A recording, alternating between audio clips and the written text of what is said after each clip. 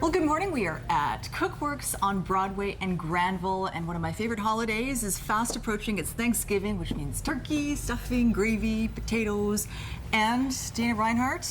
Tomato cobbler. Dana Reinhardt, our executive chef with Windset Farms. Tomato cobbler. Tomato cobbler. See, I'm thinking cobbler, I'm thinking fruit, peach. Tomato, it doesn't really... Yeah, it's but you're gonna make me like basically it. the same premise. So what I'm going to do is I'm going to use one of our tomatoes on the vine, which is the Roma.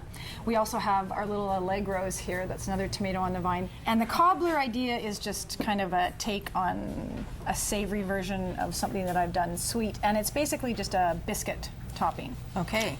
So we're going to start with the tomatoes, and you're going to teach me how to skin these guys. I'm going to teach you how to skin a tomato. So we've got the Romas, and what I've done is I've taken the core out here, and we're going to do a little X, just to, you don't want to go too deep into the flesh, because basically we're just going to take the skin off.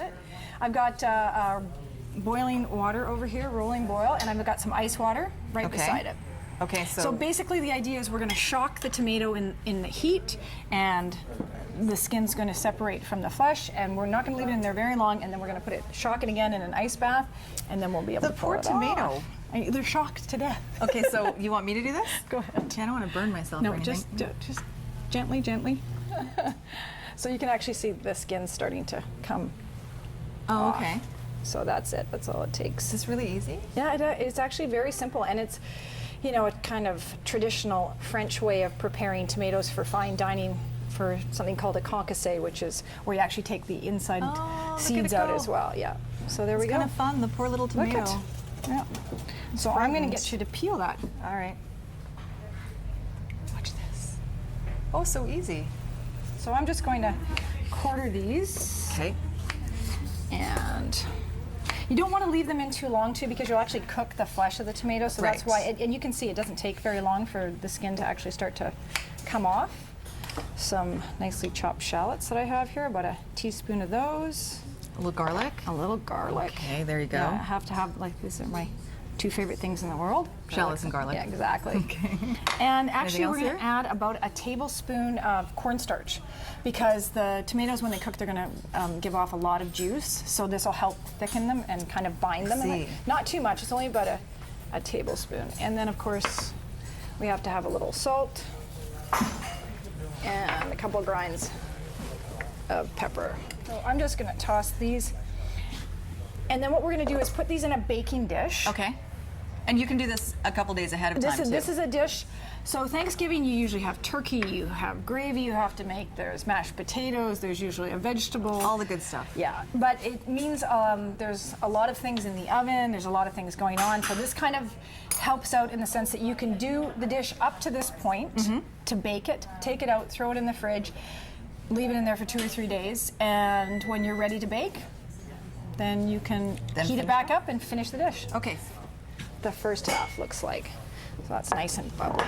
So basically you would cool it down, put it back in the oven, bring it up to this kind of temperature, and then make your dough. Okay.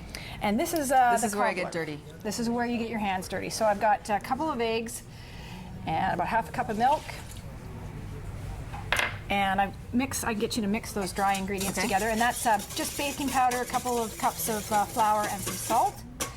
And I've got some really nice chopped fresh thyme and parsley, because the herbs give it nice flavor and a little bit of color.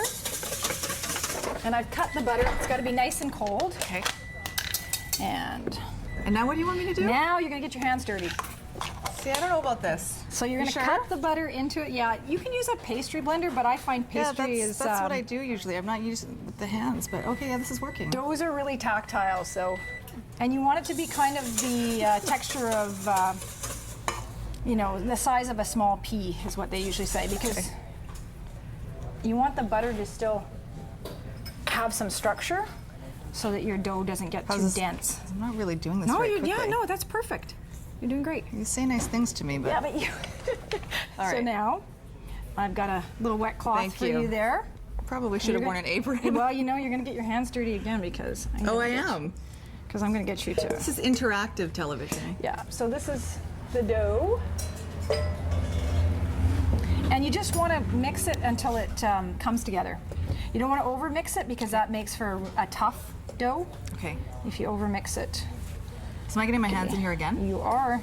I want you to put your hands in there and just mix it so that the dough just comes together. It's hard to really mess this up. You really have to overwork it. See, that's perfect. And I'm going to put a little bit of flour on mine. Okay. And then all we do is just kind of, you don't want this to be a perfect lid for the cobbler because all those great juices from the tomatoes have to kind of bubble up. And we just put it on top? Yeah, that's it. So if you've ever made a fruit cobbler, Hey, I did it. they don't cover the whole top either because you get all those great fruit juices that bubble up. And yeah, so it's not too thick either. It's about 1/2 inch at most. You know, about the size that you would if you were making a biscuit, right? If you were, All right. The dough would be about that thick. So now we're gonna pop this back into the oven. Okay. Ooh. And And through the magic of television, I love that magic. And how long does it go in there? And to re-cook about 30 minutes at 400. And there we go. it's all bubbly. Yeah, and it smells. You can smell the herbs. Oh, see, it just came out of the oven. You're gonna make me taste this now. I am, but I'm gonna give you a bit of. You're covered in dough still. You see, I don't actually do the weekend news anymore, but I keep coming back so I can eat Dana's food.